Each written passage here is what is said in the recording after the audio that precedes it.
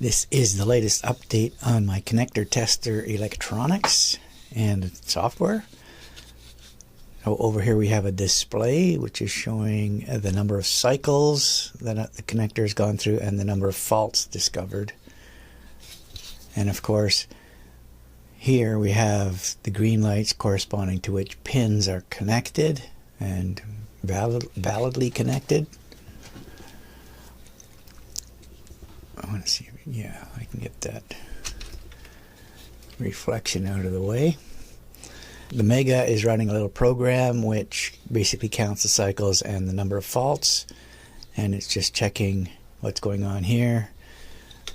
The connectors are out of the picture. They're here, 15-pin connector, and this is an optocoupler which is photo interruptible over here.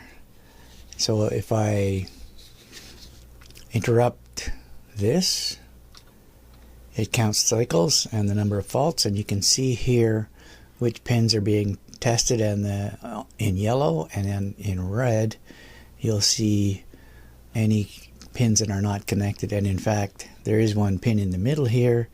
You can see the gap in the green lights where there's no connection, and it will show up red when I do another cycle. Here we go, red, and you can see all the pins are being selected here. So I hope this dark bezel allows you to see the colors better than we could before. But the electronics are basically working. Let me just try and partially disconnect. So now not all the green lights are connected, and you can see we should have some faults. So the number of cycles here is 5, and the number of faults is 5 because there's that one red unconnected pin. But now we've got a bunch, and you'll see a bunch of red lights show up here when I do a cycle. Here we go, boom, and the fault count is now exceeding the number of cycles. So we do it again, you can see all the red lights down here.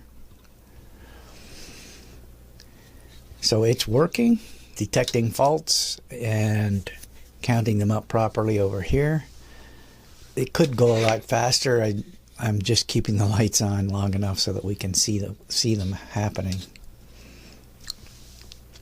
And what's going to happen is the connector is going to be moved to a position where it should be tested, in other words closed, and then opened and cycled, open and closed. When it's closed, I want to do a test. So this sensor over here is going to detect when the connector is closed. So it's going to close and do a test.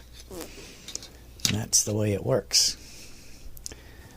Next up, I'll have to do a lot of packaging to get all this stuff stabilized, and of course we have to make the a mechanical machine that's going to open and close the connectors and activate this sensor over here.